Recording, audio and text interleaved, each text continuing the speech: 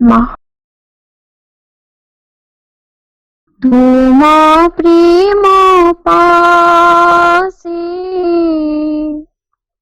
পড়ি সারিছি মন কেবে ঠুপরা তোমা প্রেম পাশে পড়ি সারিছি মন কেবে ঠুপরা কেসে বন্ধন কাটিব রহিছি কেসে বন্ধন কাটিব রহিছি কাহার চারা তোমা প্রেম পাশে পড়ি সারিছি মন কেবে ঠুপরা কামনার এতে সকতি বাকাহি তোমা ঠারু মতে নিবাসে ছড়াই কামনার এতে সকতি বাকাহি তোমা ঠারু মতে নিবাসে ছড়াই রখিথিব মতে জড়াই নিরাতে রখিথিব মতে জড়াই নিরাতে জীবন সারা তোমা প্রেম পাশে পড়ি সারিছি মন কেবে ঠুপরা কেসে বন্ধন কাটিব রহিছি কেসে বন্ধন কাটিব রহিছি কাহার চারা তোমা প্রেম পাশে পড়ি সারিছি মন কেবে ঠুপরা অলিক সকাল সুখ প্রলোভন চোরাই নেব কি চিত চিরদিন অলিক সকাল সুখ প্রলোভন চোরাই নেব কি চিত চিরদিন পথ হুড়িলে লেউটাই পণি পথ হুড়িলে লেউটাই পণি Unmuted. ইব পরা তোমা প্রেম পাশে পড়ি সারিছি মন কেবে ঠুপরা কেসে বন্ধন কাটিব রহিছি কেসে বন্ধন কাটিব রহিছি কাহার চারা তোমা প্রেম পাশে পড়ি সারিছি মন কেবে ঠুপরা କେବେଠୁ ପରା ମା କରୁଣାମୟୀ ମା ପରମ ପ୍ରଭୁ ଶ୍ରୀ ଅରବିନ୍ଦ ଆପଣମାନଙ୍କ ସମସ୍ତଙ୍କ ପାଖରେ ମୁଁ ଅତି କୃତଜ୍ଞ। ଆମେ ଆମେ ଆଜି ଆଲୋଚନା କରିବା ଚିରନ୍ତନୀ ବହିର ପୃଷ୍ଠା 145 ଧ୍ୟାନର ପ୍ରକାର ଭେଦ, ତାପରେ ଆଲୋଚନା କରିବା 146। ଚିରନ୍ତନୀ ଧ୍ୟାନର ପ୍ରକାର ଭେଦ। ବିଭିନ୍ନ ପ୍ରକାର ଧ୍ୟାନ ଅଛି। ସାଧାରଣତଃ ଲୋକେ ଯେଉଁ ଧ୍ୟାନର କଥା କହନ୍ତି, ଉଦାହରଣ ସ୍ୱରୂପ ତୁମେ ଗୋଟିଏ ବିଷୟ ନିର୍ବାଚନ କରିଛ କିମ୍ବା ଗୋଟିଏ ଭାବନା ତୁମ ଭିତରେ ଉଦୟ ହୋଇଛି। ତୁମେ ତାର ବିକାଶ ପ୍ରଣାଳୀକୁ ଅନୁସରଣ କରି କରି ଚାଲିଲ କିମ୍ବା ତାହାର ଅର୍ଥ କ'ଣ ସେ ବିଷୟଟିକୁ ବୁଝିବାକୁ ଚେଷ୍ଟା କଲ। ଏଥିରେ ଏକାଗ୍ରତା ଅଛି, କିନ୍ତୁ ପ୍ରକୃତ ଏକାଗ୍ରତା ବୋଲି ଯାହାକୁ କୁହାଯାଏ, ସେହି ଏକାଗ୍ରତାର ସମ୍ପୂର୍ଣ୍ଣତା ଏଥିରେ ନାହିଁ। ଏଥିରେ ଯେଉଁ ବିନ୍ଦୁଟି ଉପରେ ଏକାଗ୍ରତା ରଖାଯାଉଛି, ତା ଛଡ଼ା ଆଉ କିଛି ରହେ ନାହିଁ। ଧ୍ୟାନ କିନ୍ତୁ ଏକ ଚାପହୀନ ସହଜ ଗତି। ଏଥିରେ ଏକାଗ୍ରତା ଅପେକ୍ଷା ଚାପ କମ୍ ଥାଏ।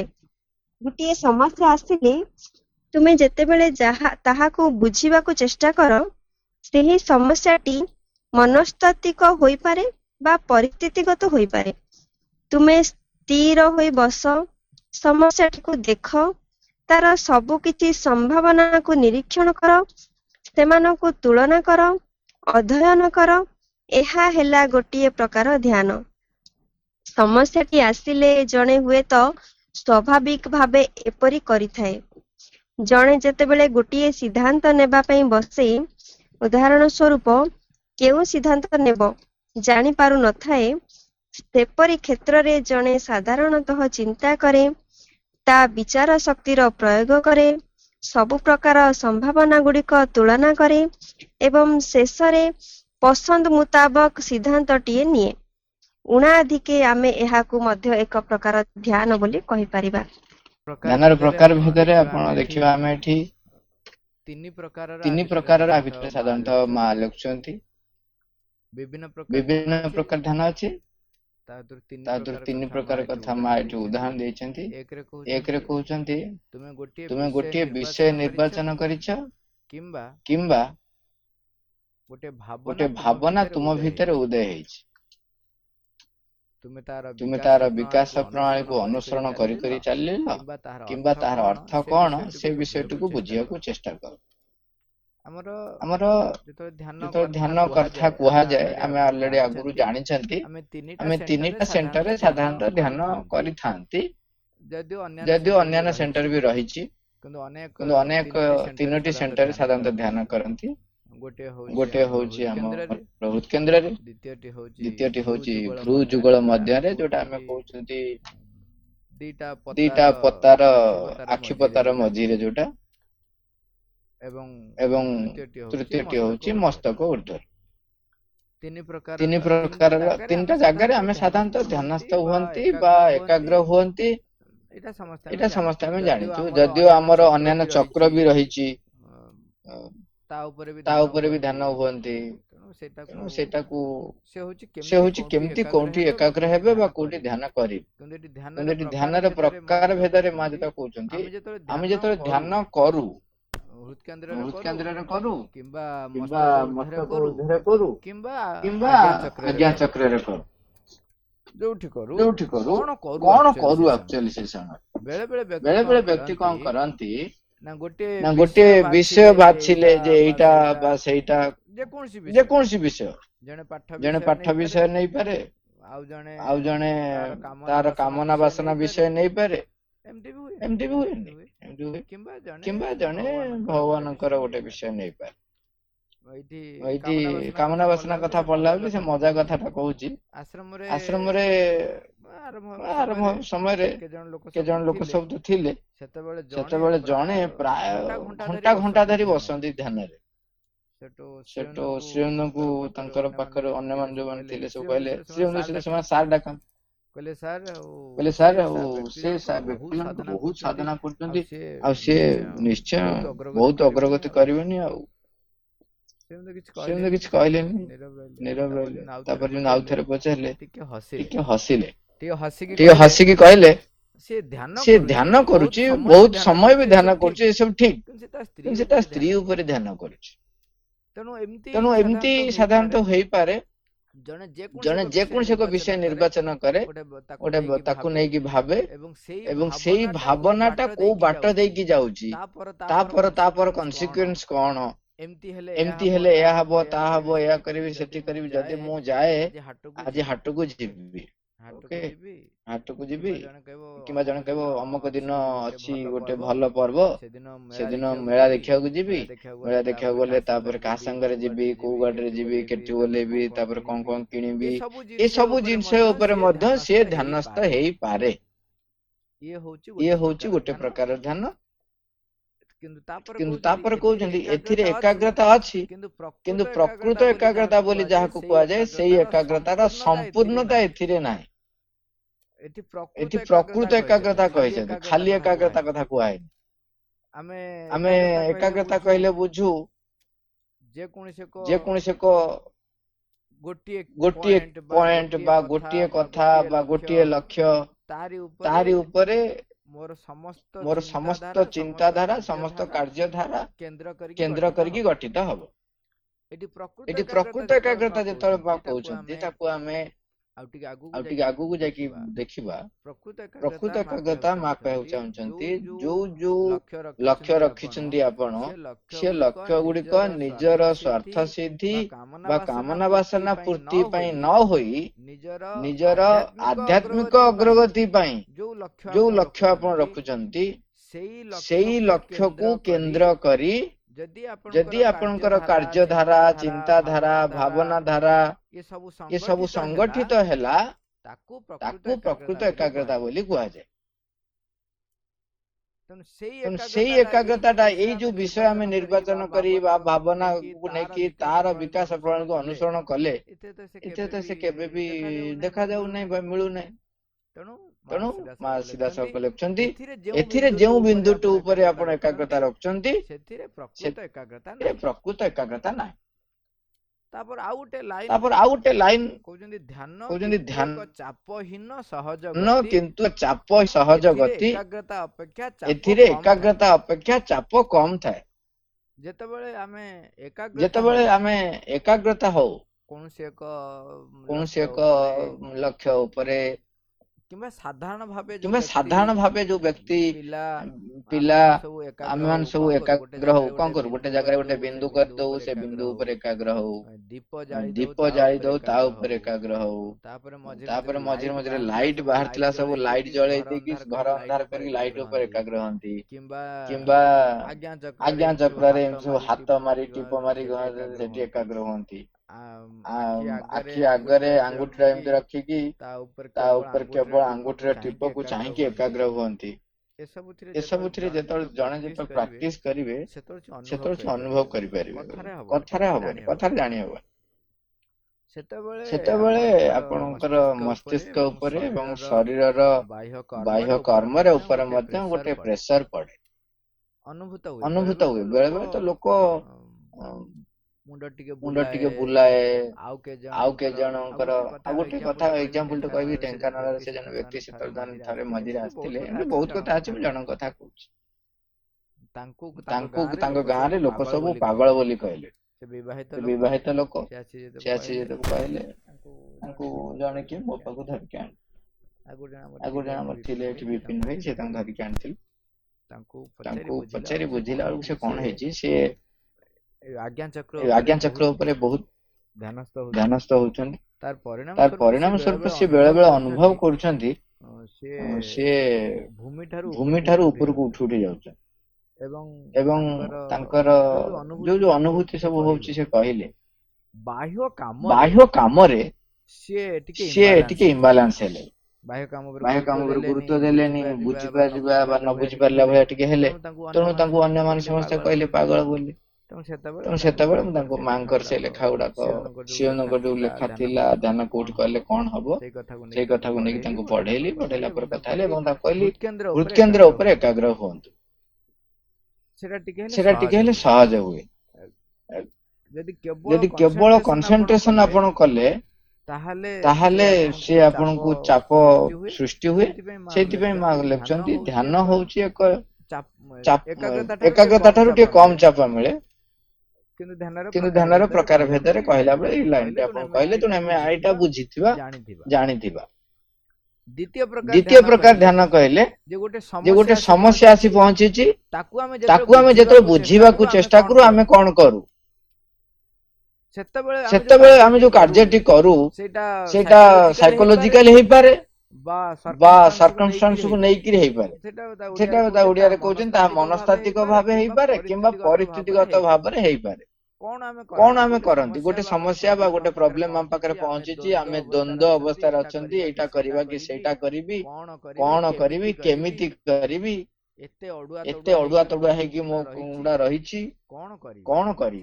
ସେତେବେଳେ ମା ଲେଖୁଛନ୍ତି ତୁମେ କଣ କର? ସାଧାରଣତଃ ତମେ କରିପାରିବ ବା ଲୋକ କରନ୍ତି ବା ଆମେ କରିବା ସେମିତି ମଧ୍ୟ। ସ୍ଥିର ହେଇକି ବସିବ, ଯୋଉ ସମସ୍ୟାଟି ଆମ ପାଖରେ ଆସି ପହଞ୍ଚିଛି ତାକୁ ଦେଖିବ, ତାର ସବୁ କିଛି ସମ୍ଭାବନାକୁ ନିରୀକ୍ଷଣ କରିବ। ତାମାନେ ସେଇ ସମସ୍ୟାକୁ ସମାଧାନ କରିବା ପାଇଁ ଯାଇ ସେ ସମସ୍ୟାର ଭିନ୍ନ ଭିନ୍ନ ଦିଗକୁ ଦେଖିବେ, ସମ୍ଭାବନାର ଭିନ୍ନ ଭିନ୍ନ ଦିଗକୁ ଦେଖିବେ। କୋଉ ଦିଗରୁ ସମ୍ଭାବନା ଯୋଉ ସମାଧାନ ଆପଣ ଦେଖୁଛନ୍ତି ତାର ପରିଣାମ କଣ ଆସିବ ତାକୁ ନେଇକି ତୁଳନା କରିବେ, ତାକୁ ଆହୁରି ଅଧିକରୁ ଅଧିକ ଅବଜର୍ଭ କରିବେ, ତାକୁ ଯେମିତି ଅଧ୍ୟୟନ କର କୁହାହଉଛି, ମାନେ ତାକୁ ଚାଷ କରିବେ। ଏଇ ଆଙ୍ଗେଲରୁ ଯଦି ମୁଁ କରେ କଣ ହବ? ସେ ସବୁ ଗୁଡାକ ଉପରେ ଆପଣ ଅଧିକରୁ ଅଧିକ ଚାଷ କରିବେ ବା ତାକୁ ଅଧ୍ୟୟନ କରିବେ। ଏଇଟା ଭଲ, ସେଇଟା ଭଲ, ଆର ପରିଣାମ କଣ ହବ, ତାର ପରିଣାମ କଣ ହବ? ଏଇ ଯୋଉ ସବୁ ଜିନିଷ ଗୁଡିକ ବି ଜଣେ ବ୍ୟକ୍ତି କରେ। ତେଣୁ ମା ସୀତା ଲେଖୁଛନ୍ତି ଏହା ହେଲା ଗୋଟେ ପ୍ରକାର ଧ୍ୟାନ, ଯୋଉଟା କି ସମସ୍ୟାଟି ଆସିଲେ ସ୍ୱାଭାବିକ ଭାବେ ଆମେ ଏପରି କରୁ। ଯିଏ ଯେତେ ବେଶୀ ଆଙ୍ଗେଲରୁ ତାକୁ ନିରୀକ୍ଷଣ କରିବାର ସମ୍ଭାବନା ବା ସାମର୍ଥ୍ୟଟି ସେ ହାସଲ କରିଥିବ, ହୁଏତ ସିଏ ଏକ ଦିଗଟିଏ ବାହାର କରିପାରେ ବା ଦିଗଟିଏ ବାଛିପାରେ, ଯୋଉଟା କି ତାକୁ ସର୍ବୋତ୍ତମ ନ ହେଇପାରେ, ଟିକେ ଭଲ ବି ରେଜଲ୍ଟ ଦବ ବା ଗୋଟେ ଫଳ ଆଣିଦବ। କିନ୍ତୁ ଇଏ ଏମିତି ବି ଲୋକ ଧ୍ୟାନ କରନ୍ତି। ପ୍ରଥମେ କହିଲେ ଗୋଟେ ବିଷୟ କୋଉଆଡେ ଯାଉଛି, କଣ କରୁଛି, ତା ଉପରେ ଧ୍ୟାନ କଲେ। ଆଉ ଗୋଟେ ହଉଛି ଯେତେବେଳେ ସମସ୍ୟା ଆସେ ଆମେ ସେତେବେଳେ ସ୍ଥିର ହେଇକି ବସିକିରି ସମସ୍ୟା ବିଷୟରେ ଧ୍ୟାନ କରନ୍ତି। ତୃତୀୟଟା କହୁଛନ୍ତି ଆମେ ଗୋଟେ ସିଦ୍ଧାନ୍ତ ନବା ପାଇଁ ଯେତେବେଳେ ଆମେ ବସନ୍ତି ସେତେବେଳେ ମଧ୍ୟ ଜଣେ ଧ୍ୟାନ କରେ। ସିଦ୍ଧାନ୍ତ ନବା ପାଇଁ ମଧ୍ୟ ଜଣେ ଧ୍ୟାନ କରେ। ମା ଲେଖୁଛନ୍ତି ଜଣେ ଯେତେ ସିଦ୍ଧାନ୍ତ ନେବା ପାଇଁ ବସେ, ଉଦାହରଣ ସ୍ୱରୂପ କୋଉ ସିଦ୍ଧାନ୍ତ ନବ ଜାଣିପାରୁନଥାଏ, ସେପରି କ୍ଷେତ୍ରରେ ଜଣେ ସାଧାରଣତଃ ଚିନ୍ତା କରେ, ତାର ବିଚାର ଶକ୍ତିର ପ୍ରୟୋଗ କରେ, ସବୁ ପ୍ରକାର ସମ୍ଭାବନା ଗୁଡିକୁ ତୁଳନା କରେ, ଶେଷରେ ପସନ୍ଦ ମୁତାବକ ସିଦ୍ଧାନ୍ତଟି ନିଏ। ଉଣା ଅଧିକା ଆମେ ଏହାକୁ ମଧ୍ୟ ଏକ ପ୍ରକାର ଧ୍ୟାନ ବୋଲି କହିପାରିବା। କିନ୍ତୁ ସେମିତି ନୁହେଁ। ଏଇ ଯଦି ଅପସନ ବାଛିଲା ବେଳେ ବେଳେ ଜଣେ ଜଣେ ଆଙ୍ଗୁଳି ଦେଖାନ୍ତି, ଏଇଟା ବାଛ କି ସେଇଟା ବାଛ, କାଗଜରେ ଗୁଡାଏ ଲେଖିକି ପକେଇ ଦିଅନ୍ତି, ଗୋଟେ ଛୋଟ ଛୁଆ କହିବେ ଧର। ଧାରଣା ଥାଏ, ଭାବନା ଥାଏ ଏହା ଯେ ପିଲା ଯେହେତୁ ସରଳ, ତେଣୁ ତା ଭିତରେ ଦେଇକି ଭଗବାନ ମୋ ପାଇଁ ଏଇଟା ବାଛିଦେଲେ। ସେ 4-5ଟା କାଗଜ ଲେଖିଥିବେ, ଆଙ୍ଗୁଠି କରି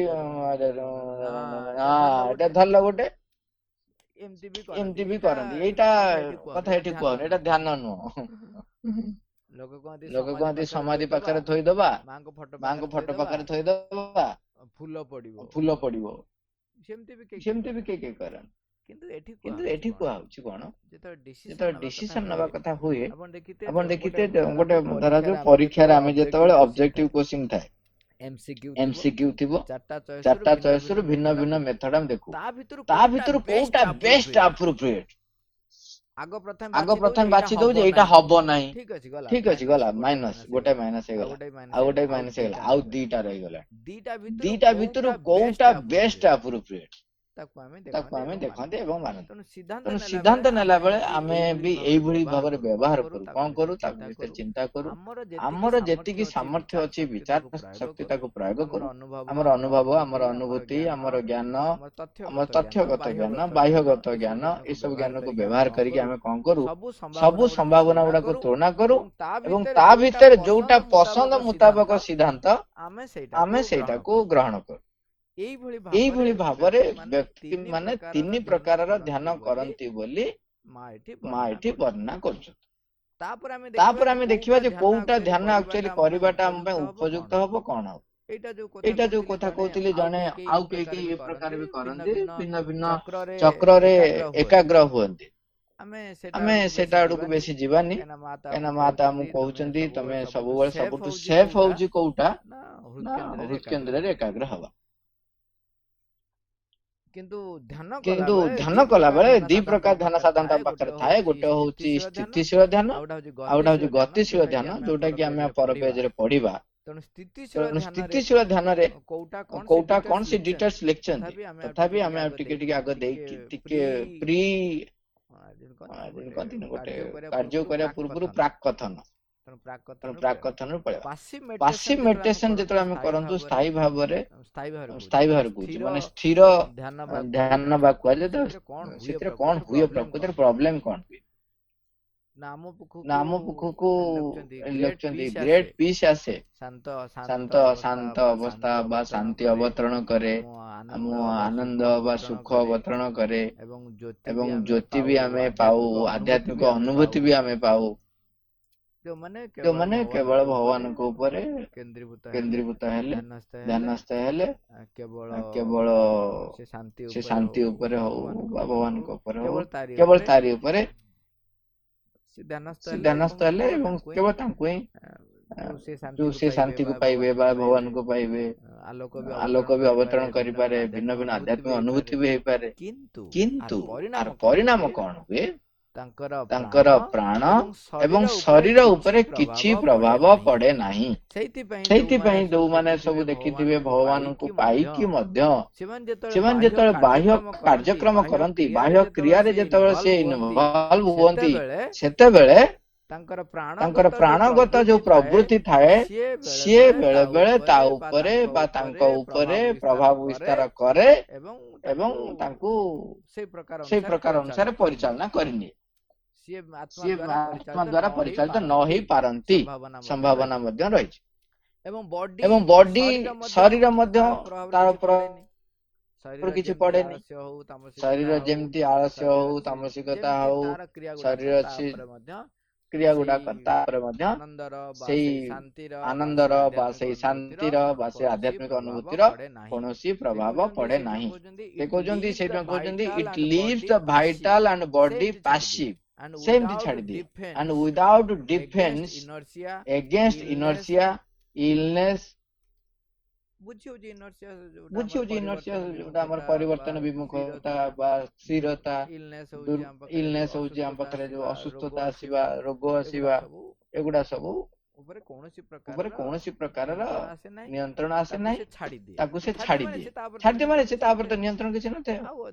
ଆଉ ଅଧିକ ଡିଟେଲ୍ସ ଯିବାନି, ପୁଣି ଟପିକ କୁ ଯିବା। ତେଣୁ consciousness instead of being concentrated gets wildly diffused and loosely extended। ତେଣୁ ଆମର ଚେତନାର ଯୋଉ ଏକ ଉର୍ଦ୍ଧ୍ୱକୁ ଉର୍ଦ୍ଧ୍ୱ ଅଗ୍ରଗତି ହବା କଥା, ତାହା ନ ହୋଇକି ସିଏ କଣ ହୁଏ, ବାହାରର କିଛି ପ୍ରଭାବ ଯେହେତୁ ପଡେନି, ସେମିତି ରହିଯାଏ, ଲୁଜ ହେଇକି ରହିଯାଏ। ତେଣୁ କହୁଛନ୍ତି ଫ୍ରମ ଦ ପାସିଭିଟି, ଏଇଟା ଶ୍ରୀଅରବିନ୍ଦଙ୍କର ମେସେଜ ଟା, ଶ୍ରୀଅରବିନ୍ଦ ଯାହା ଲେଖିଥିଲେ ସେଇଟା ଆଲୋଚନା କରୁଛନ୍ତି। From the passivity came the weakness and disinclination for the worldly duties। ସେ କଣ ହୁଏ, ବିଶ୍ୱ ପ୍ରତି ଯୋଉ ଦାୟିତ୍ୱ ରହିଛି ସେଥିପ୍ରତି ସେ ଉଦାସୀନ ରହେ। ଦେଖନ୍ତୁ, ଆମେ ଗୋଟେ ଶରୀର ଗ୍ରହଣ କରିଛନ୍ତି, ଭଗବାନ ଆମକୁ ପଠେଇଛନ୍ତି, କିଛି କଣ କାମ ଦେଇନାହାନ୍ତି। କେବଳ ଭଗବାନଙ୍କ ଉପରେ ଆମେ କେନ୍ଦ୍ରୀଭୂତ ହବା ଏବଂ ଏ ଶରୀର ପ୍ରାଣ ଛାଡି ଦେଇକିରି ଯାଇକିରି ଭିନ୍ନ ଏକ ଲୋକରେ ଭଗବାନ ସହିତ ଏକୀଭୂତ ହେଇଯିବା। ଏଇଟା କେମିତି କରେ? ସେଇଥିପାଇଁ ମା ବହିରେ ଯେହେତୁ ପ୍ରଭୁ ଲେଖୁଛନ୍ତି ସେଟା ମନେ ପକେଇବା। ଭାଗବତ କର୍ମ ଓ ଭାଗବତ ଅଭିଭକ୍ତିରେ ସାହାଯ୍ୟ ନିମିତ୍ତ ତୁମକୁ ତୁମର ଜୀବନ ଦିଆ ହୋଇଛି।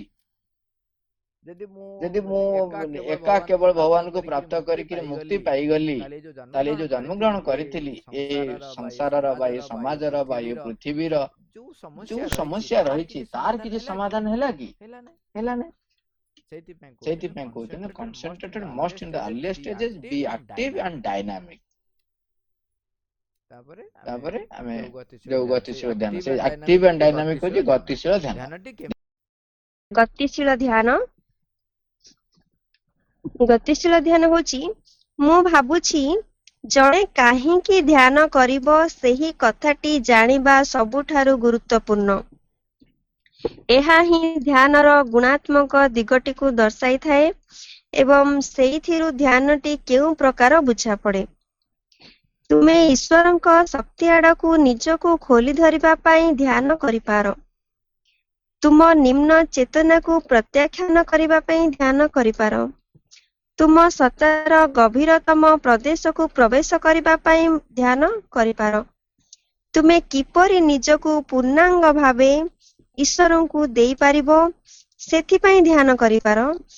ଏହି ଭାବେ ତୁମେ ବହୁ ପ୍ରକାର ବିଷୟ ଉପରେ ଧ୍ୟାନସ୍ଥ ରହିପାର। ତୁମେ ଶାନ୍ତି, ସ୍ଥିରତା ଓ ନୀରବତା ଭିତରେ ପ୍ରବେଶ କରିବା ପାଇଁ ଧ୍ୟାନ କରିପାର। ସାଧାରଣତଃ ଲୋକେ ଏହି ସବୁ ବିଷୟ ଉପରେ ଧ୍ୟାନ କରନ୍ତି, କିନ୍ତୁ ଏଥିରେ ବିଶେଷ କିଛି ସଫଳତା ମିଳେ ନାହିଁ। କିନ୍ତୁ ତୁମେ ରୂପାନ୍ତରର ଦିବ୍ୟ ଶକ୍ତି ଗ୍ରହଣ କରିବା ପାଇଁ ତୁମ ସତ୍ତାର ଯେଉଁ ଯେଉଁ ଅଂଶ ରୂପାନ୍ତରିତ ହେବା ଦରକାର ତାକୁ ଜାଣିବା ପାଇଁ ଏବଂ ତୁମ ଅଗ୍ରଗତିର ପଥ ପାଇବା ପାଇଁ ମଧ୍ୟ ତୁମେ ଧ୍ୟାନ କରିପାର। ମୁଁ ଭାବୁଛି ପ୍ରତ୍ୟେକ ଲୋକର ନିଜସ୍ୱ ଧ୍ୟାନ ପ୍ରଣାଳୀ ଅଛି। ଜଣେ ଯଦି ନିଜର ଧ୍ୟାନକୁ ଗତିଶୀଳ କରିବାକୁ ଚାହେଁ, ତାହାହେଲେ ଅଗ୍ରଗତି ପାଇଁ ତାର ଅଭିପ୍ସା ରହିବା ଉଚିତ ଏବଂ ଅଗ୍ରଗତିର ସେହି ଅଭିପ୍ସାକୁ ପୂରଣ କରିବା ଲାଗି ସେ ଧ୍ୟାନର ସାହାଯ୍ୟ ନେବା ଉଚିତ। ତାହାହେଲେ ଯାଇ ଧ୍ୟାନ ଗତିଶୀଳ ହେବ। ଧ୍ୟାନଟି କେମିତି ଗତିଶୀଳ ହବ? ମା ପ୍ରଥମେ କହିଲେ ଗତିଶୀଳ ଧ୍ୟାନ। ମୁଁ ଭାବୁଛି ଜଣେ କାହିଁକି ଧ୍ୟାନ କରିବ ସେଇ କଥାଟି ଜାଣିବାଟି ଗୁରୁତ୍ୱପୂର୍ଣ୍ଣ। ଖାଲି ଧ୍ୟାନ କରିବା ପାଇଁ ଧ୍ୟାନ କରିବା, ଆଉ ଜଣେ ଜାଣିବ ମୁଁ କଣ ପାଇଁ ଧ୍ୟାନ କରିବି, ସେ ସମସ୍ୟାର ସମାଧାନ କି ରୂପାନ୍ତର, କଣଟା ପାଇଁ ଧ୍ୟାନ କରିବି, ଏ ବିଷୟରେ ଜଣେ ଜାଣିଥିବ। ଯଦି ମୁଁ ଜାଣିଲି ଯୋଉ ଉଦ୍ଦେଶ୍ୟରେ ଧ୍ୟାନ କରିବି ସେଇ ଅନୁସାରେ ଧ୍ୟାନର ଗୁଣାତ୍ମକ ଦିଗ, ମା ସେଥିପାଇଁ ଲେଖିଲେ ଧ୍ୟାନର ଗୁଣାତ୍ମକ ଦିଗଟିକୁ ଏଇଟା ଦର୍ଶାଇଥାଏ। କାରଣ ତୁମେ ଯୋଉଥିପାଇଁ ଧ୍ୟାନ କରିବ ତାହେଲେ ତୁମର ଗୁଣାତ୍ମକ ଦିଗ ସେଇ ଅନୁସାରେ। ଜଣେ ନିଜର ସମସ୍ୟା ସମାଧାନ ପାଇଁ ଧ୍ୟାନ କରିପାରେ। ଆମେ କଥା ହେଲେ କେବଳ ମୋର ଅସୁସ୍ଥତା ଆସିଛି ସେଥିରେ ବି ଧ୍ୟାନ କରିପାରେ। ମା କଣ ଲେଖୁଛନ୍ତି ଯୋଉ 186 ପୃଷ୍ଠାରେ, ଆମେ ସେଗୁଡା ଟିକେ ଆଲୋଚନା କରିବା ସିଧାସଳଖ। ତୁମେ ଈଶ୍ୱରଙ୍କ ଶକ୍ତି ଆଡକୁ ନିଜକୁ ଖୋଲି ଧରିବା ପାଇଁ ଧ୍ୟାନ କରିପାର। ତୁମର ନିମ୍ନ ଚେତନାକୁ ପ୍ରତ୍ୟାଖ୍ୟାନ କରିବା ପାଇଁ ଧ୍ୟାନ କରିପାର। ତୁମ ସତ୍ତାର ଗଭୀରତମ ପ୍ରଦେଶକୁ ପ୍ରବେଶ କରିବା ପାଇଁ ଧ୍ୟାନ କରିପାର। ତୁମେ କିପରି ନିଜକୁ ପୂର୍ଣ୍ଣାଙ୍ଗ ଭାବେ ଈଶ୍ୱରଙ୍କୁ ଦେଇପାରିବ ସେଥିପାଇଁ ଧ୍ୟାନ କରିପାର। ଏଇ ଭାବେ ତୁମେ ବହୁ ପ୍ରକାର ବିଷୟ ଉପରେ ଧ୍ୟାନସ୍ଥ ରହିପାର। ତୁମେ ଶାନ୍ତି, ସ୍ଥିରତା, ନୀରବତା ଭିତରେ ପ୍ରବେଶ କରିବା ପାଇଁ ଧ୍ୟାନ କରିପାର। ମା କିନ୍ତୁ କହୁନି ଏ ସବୁ ପାଇଁ ଯେ ଧ୍ୟାନ କଲେ ମଧ୍ୟ ଏଥିରେ କିଛି ବିଶେଷ ସଫଳତା ମିଳେ ନାହିଁ। ଦେଖନ୍ତୁ କେତେ ବଡ ବଡ କାମ, କିନ୍ତୁ ମା କହୁଛନ୍ତି ଏଥିରେ ବିଶେଷ ସଫଳତା ମିଳେ ନାହିଁ। ଦେଖନ୍ତୁ ଆମେ ଈଶ୍ୱରଙ୍କ ଶକ୍ତି ଆଡକୁ ନିଜକୁ ଖୋଲି ଧରିବା ପାଇଁ ଧ୍ୟାନ କରିବା, ଏଇଟା ତ କୁହା ହଉଛି ସବୁବେଳେ। ନିଜର ଗ୍ରହଣଶୀଳତା ବଢେଇବା, ତେଣୁ ଆମେ ଭଗବାନଙ୍କ ଆଡକୁ ବା ମାଙ୍କ ଆଡକୁ ନିଜକୁ ଓପନ କରିବା ପାଇଁ ଧ୍ୟାନ କରିବା। ଏଟା କଣ ଖରାପ କଥା?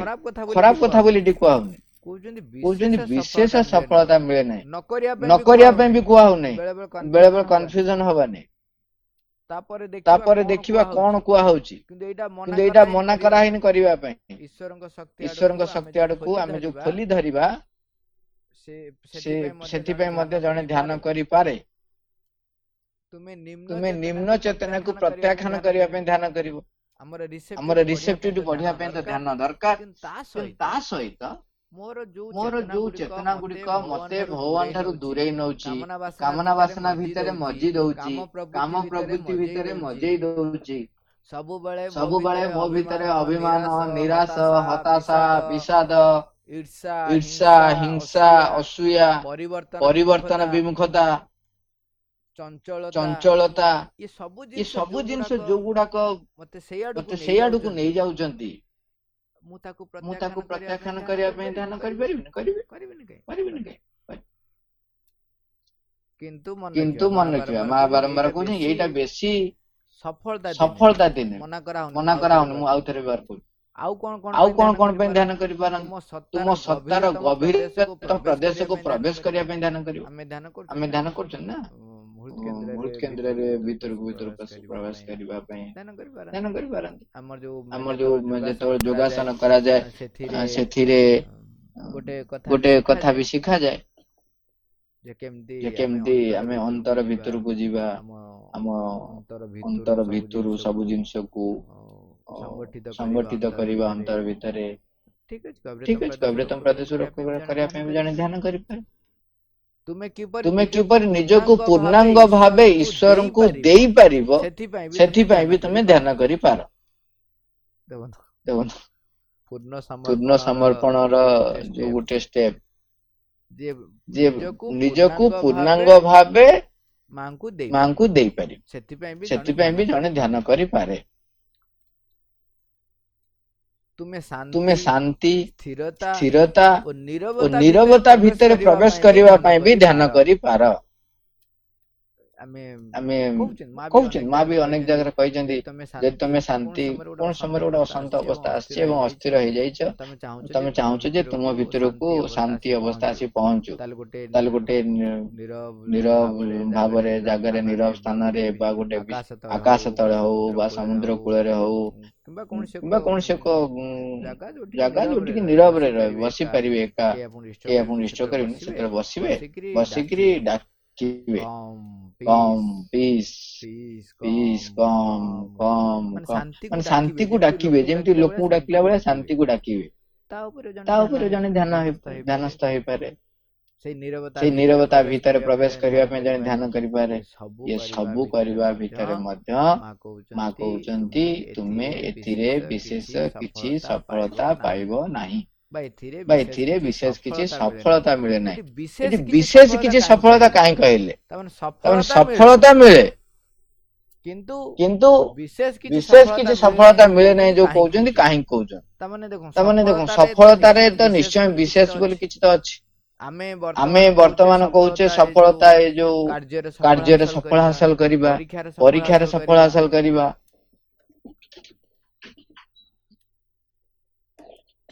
କିନ୍ତୁ ମା ଯୋଉ କହୁଛନ୍ତି ବିଶେଷ ସଫଳତା କାହିଁକି କହୁଛନ୍ତି? କାରଣ ହଉଛି ଆମେ ଏଠି ଆସୁଛନ୍ତି ରୂପାନ୍ତର ଲକ୍ଷ୍ୟ। ଆମର ଲକ୍ଷ୍ୟ ହଉଛି ପରମ ଦିବ୍ୟ ଜନନୀ ବା ସଚ୍ଚିଦାନନ୍ଦ ପରମ ପ୍ରଭୁ ମୋ ଭିତରେ ନିଜକୁ ଅବିକୃତ ଭାବରେ ପରିପ୍ରକାଶ କରିବେ। ତେଣୁ ସେଥି ଭିତରେ ଆ ପୂର୍ବରୁ ଆମେ ଯେତେ ଗୁଡେ କଥା ହେଇଗଲେ, ସେଗୁଡାକ ଗୋଟେ ଗୋଟେ ପଥ, ଗୋଟେ ସାହାଯ୍ୟକାରୀ ପଦକ୍ଷେପ, କିନ୍ତୁ ସେଇଟା ସର୍ବସ୍ୱ ନୁହେଁ। ଯଦି ତୁମେ ସେଇଟାକୁ ସର୍ବସ୍ୱ କରି ବସିବ, ତାହେଲେ ବିଶେଷ ସଫଳତା ମିଳିବ ନାହିଁ କହୁଛନ୍ତି। କିନ୍ତୁ କଣ ସଫଳତା ମିଳିବ ସେଥିପାଇଁ କହୁଛନ୍ତି, ଜଣେ ଯଦି ନିଜର ଧ୍ୟାନକୁ ଗତିଶୀଳ କରିବାକୁ ଚାହେଁ, ତାହେଲେ କଣ କରିବ? ମା ଲେଖୁଛନ୍ତି, ତୁମେ ରୂପାନ୍ତରର ଦିବ୍ୟ ଶକ୍ତି ଗ୍ରହଣ କରିବା ପାଇଁ ଧ୍ୟାନ କରିବ। ବର୍ତ୍ତମାନ ଧ୍ୟାନ କଣ ପାଇଁ କରିବ? ରୂପାନ୍ତରର ଦିବ୍ୟ ଶକ୍ତି ଗ୍ରହଣ କରିବ। ଖାଲି ଶାନ୍ତି, ସ୍ଥିରତା ଏସବୁ କଥା କୁହାଉନି। ଏକା ସାଙ୍ଗରେ ସବୁ ଗୁଡିକ ଦରକାର ହବ, ଗୋଟିଏ ପରେ ଗୋଟାଏ ନୁହଁ। ରୂପାନ୍ତରର ଦିବ୍ୟ ଶକ୍ତି ଗ୍ରହଣ କରିବା ପାଇଁ ଧ୍ୟାନ କରିବ। ତୁମ ସତ୍ତାର ଯେଉଁ ଯେଉଁ ଅଂଶ ରୂପାନ୍ତରିତ ହେବା ଦରକାର, ତାକୁ ଜାଣିବା ପାଇଁ।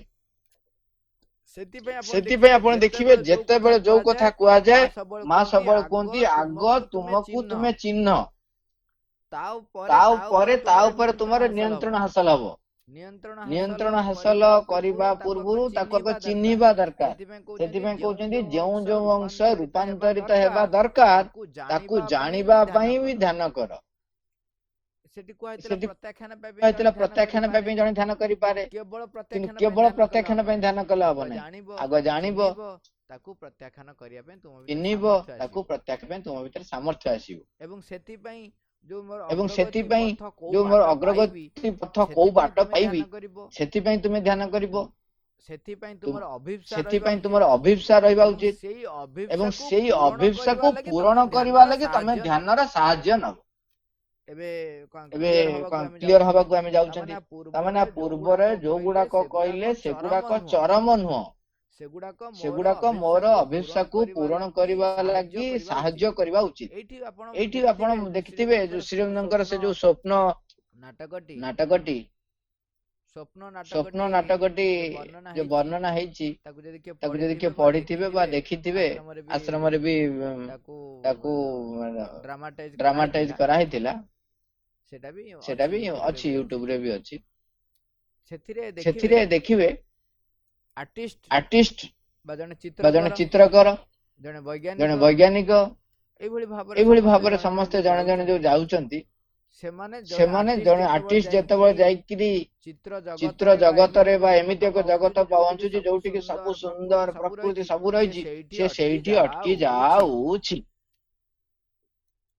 ତେଣୁ ସେଇଠି ଅଟକିବ ନାହିଁ। ସେଇଥିପାଇଁ କୁହାହଉଛି ତମେ ସେଇ ଯୋଉ ଗୁଡାକ ବିଶେଷ ସଫଳତା ଆଣିଦବ ନାହିଁ, ଅଟକି ଯିବାର ବି ସମ୍ଭାବନା ରହିଛି। ତେଣୁ ଯଦି ଗତିଶୀଳ କରିବାକୁ ଚାହୁଁଛ, ତାମାନେ ଦେଖନ୍ତୁ ବର୍ତ୍ତମାନ ଆମେ ବସିଲେ ମେଡିଟେସନ କଲେ ଟିକେ ଜଷ୍ଟ ଭାବିବା। ଆମେ ମାଙ୍କ ସମାଧି ପାଖରେ ମାଙ୍କ ରୁମ ରେ ବସିଛନ୍ତି ଏବଂ ହୃଦ କେନ୍ଦ୍ରରେ ଧ୍ୟାନ କରୁଛନ୍ତି, କେବଳ ସେଇଥିରେ ଧ୍ୟାନ କରି ରହିଲେ ଆଉ କିଛି ନାହିଁ। ନାଇଁ, ଚୈତ୍ୟସତ୍ତା ସେଇଠି ଅଛନ୍ତି, ଅନ୍ତରାତ୍ମା ସେଇଠି ପ୍ରକାଶିତ ହେବେ, ଏସବୁ ଠିକ। କିନ୍ତୁ ଧ୍ୟାନ କଲା ବେଳେ ଏଇ ଧାରଣା ରହିବ, ତା ସହିତ ଏଗୁଡାକ ବି ଆମର ଚାଲିଥିବ। କଣ?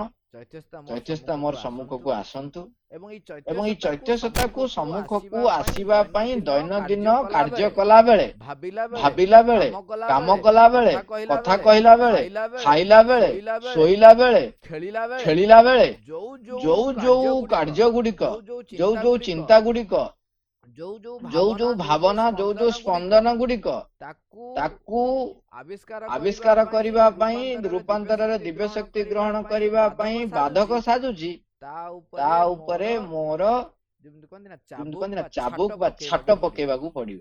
ସେଇ ଅଭିପ୍ସା ପୂରଣ କରିବା ପାଇଁ ଏସବୁ ଗୁଡାକ ଚିହ୍ନିବି। ଆରେ ହେଇ ଏଗୁଡାକ ମତେ ଚୈତ୍ୟସତ୍ତାକୁ ସମ୍ମୁଖକୁ ଆସିବା ପାଇଁ ବାଧା ସୃଷ୍ଟି କରୁଛନ୍ତି।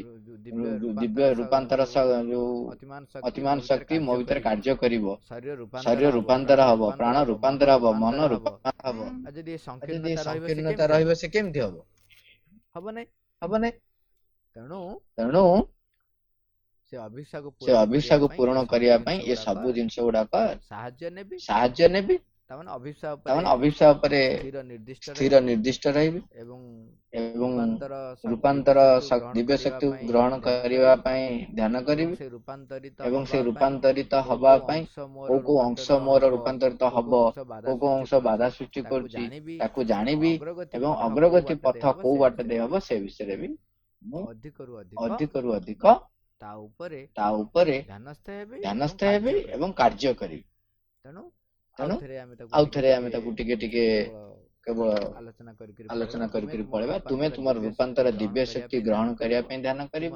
ତୁମ ସତ୍ତାର ଯେଉଁ ଯେଉଁ ଅଂଶ ରୂପାନ୍ତରିତ ହେବା ଦରକାର ତାକୁ ଜାଣିବା ପାଇଁ ଧ୍ୟାନ କରିବ। ଅଗ୍ରଗତି ପାଇଁ ତାର ଅଭିପ୍ସା ରହିବା ଉଚିତ। ଅଗ୍ରଗତିର ସେଇ ଅଭିପ୍ସାକୁ ପୂରଣ କରିବା ଲାଗି ସେ ଧ୍ୟାନର ସାହାଯ୍ୟ ନେବା ଉଚିତ। କେବଳ ବସିକି ଧ୍ୟାନସ୍ଥ ହବା କଥା କୁହାଯାଉ ନାହିଁ। ତାର ସାହାଯ୍ୟ ନବ ମାନେ ସେଇ ଧ୍ୟାନସ୍ଥ ସାହାଯ୍ୟ ନେଇ ବାହାରର ମୋ କଥାରେ କଣ ପ୍ରଭାବ ପଡୁଛି, କୋଉ ବହି ପଢିବି, କୋଉ ଲୋକ ସହିତ ମିଶିବି, କୋଉ କାର୍ଯ୍ୟ କରିବି, କୋଉ ଭାବନା ଭାବିବି, କୋଉ ଚିନ୍ତାକୁ ମୁଁ ଆଲାଉ କରିବି, କୋଉ ଚିନ୍ତାକୁ ମୁଁ ଆଲାଉ କରିବି ନାହିଁ, ଇଏ ସବୁ ହଉଛି ଧ୍ୟାନକୁ ଗତିଶୀଳ କରିବା ପାଇଁ ବାଟ।